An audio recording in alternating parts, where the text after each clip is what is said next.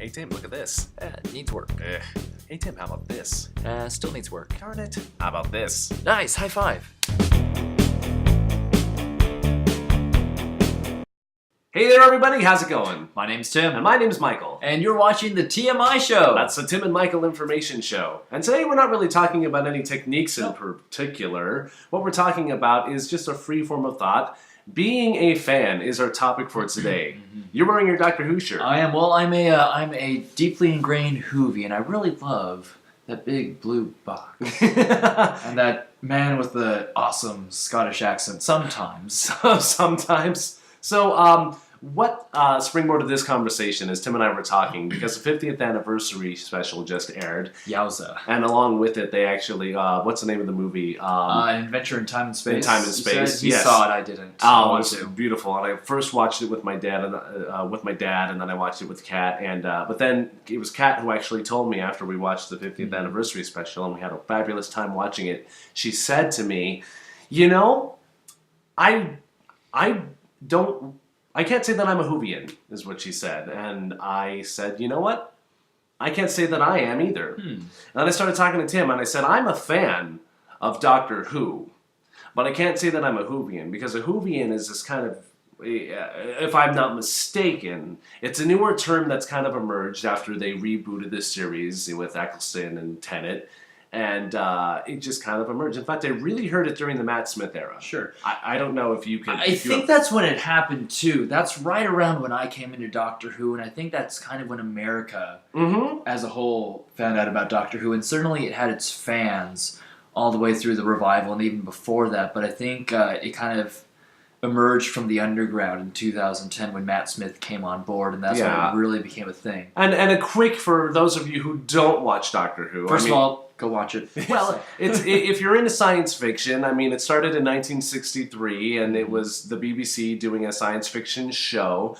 And we actually didn't start getting the syndication out here in the States until they were on what's called the Fourth Doctor, because they had the actor regenerate, so then you can have different people playing this same character. So then it wasn't until BBC was on their fourth actor, or the Fourth Doctor, that the States actually started broadcasting it, which is probably another reason why Tom Baker is really popular with some of our older generation, especially here in the States, why everybody loves the scarf, as it were. That scarf, come on. Yeah, and great costuming. And so then, you know, they went on to 4, 5, 6, 7, went away for a second. Then we got a TV movie where we had 8 in the 90s, and then we didn't hear from anything, which is another thing that I love that the British do. If you don't have a season the next year, you're not canceled. You just don't have a season. You can come back 2 years later. This is the BBC, not Fox. Yeah, you know. So, getting back on track, we got to the 2000s, and as we said before, that's when we got Eccleston, Tennant, and Matt Smith. And as you guys can look up, you'll hear David Tennant talk about leaving right when it was still exciting and fresh for him, and, you know, all of a sudden came, you know, Matt Smith, Whovian. And this is what we were talking about earlier. And I don't want to sound too hipster about it or anything, but there were a few things, and this was one of them, that I felt like there was a new breed of fan that just had a different energy to the way that they were excited about this particular thing that almost put me off a little bit. It's almost like, well, I think there's a big distinction between kind of the casual fan and the Whovian. There's a difference between the appreciation and the affection for the show, and it seems like Whovians have that affection. Yeah, but it's so much more than an affection. But that's where it starts from. You know, I mean, there is something about it that I'm like, what? I mean, it's a passion. It's a definite passion, but I have to say I'm just a little bit overwhelmed by it. And before I expand on it more, you were talking to me about Star Wars. Yes. You were... Well, we both noticed, we discussed this earlier, that Star Wars has taken kind of a, almost like you said, a hipster trend in the last couple of years. And we're seeing, Star Wars has always been a big part of pop culture, but it seems like there have been a lot of t-shirts and pieces of merchandise that sort of modifies Star Wars. Now we have Darth Vader walking his AT-AT out on the street, or riding with his peeps in a topless AT-AT or what have you. And, you know, one thing I noticed, among other things, it doesn't make it de-scarifies Darth Vader That was like the worst way to say that ever. And It makes Vader not scary. but for know? you were saying, doesn't that make you feel a little off put? Yeah, it kind of cheapens it. Yeah. You know. So I mean, that's a thing for you that you're looking at. And you're like, well, I don't know if this is how I want to celebrate being a fan Right. about it. And for me and who I had a little TV with the UHF stations, and I mean, channel 28, I was able to click on. And PBS, right? Yeah, There you go. because after Sesame Street, if you kept watching, you would get Gilligan's Island and Knight Rider sometimes, and I never stayed long enough to watch 18, but who would be on sometimes? So I got to see 4, 5, and 6. Those were the ones that I got to kind of, and for me, it was just another sci-fi show, and I liked sci-fi, and I liked Star Trek and Star Wars, and so, but again, maybe some of you are feeling the same sort of thing, where you're a fan of something, and you've been a fan of it, and again, that's I didn't even know what a hipster was until someone had to I actually got it thrown at me at a comedy sports game. Really?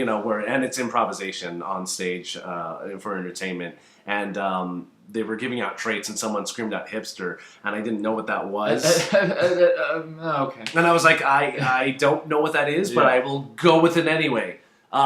Just take a Starbucks and go with it. I can't wait for 20 years from now when we look back at the trends, Right. It's just those were just like people look back at 90s or 80s and Or when people start recycling hipsters who recycled everything from generations. Oh, we're in such a weird holding pattern, aren't we? But again, maybe you're feeling this thing where you're a fan of something and there's other fans that are coming in and they're just kind of putting you off a little bit.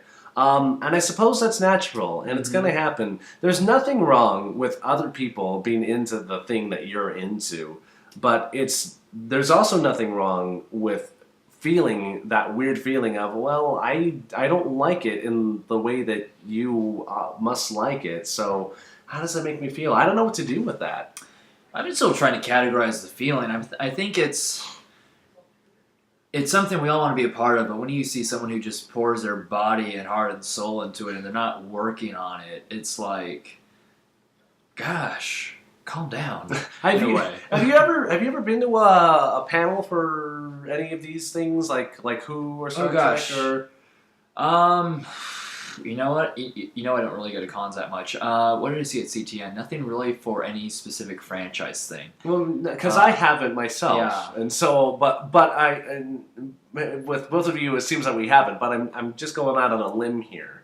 You're in a place like CTN, or you're in a gathering, and you find people. You're like, oh gosh, these are like our storyboarding class. Yeah, your people. You're this is my tribe. It is, and even before our storyboarding class, we were talking, and we said, hey, you're going to take storyboarding? Oh, you're taking storyboarding. And then Christina said, I'm taking that class. You're like, you're taking that class too? And then John, he said, I'm taking the class. I noticed this too when we came to storyboarding on the first day. I'm like, this is like the kind of the all-star group from all my different classes that I've taken up until this point. Everybody you wanted to be in class with. That circle. Yeah. That eclectic circle. Exactly. So when we say our people, like our crowd, those are the people you want to work with, you like being with. And so that's one of the things I've loved about our storyboarding class. And even the people we didn't know, I feel like I latched onto very quickly. Again, like Kat and Taylor.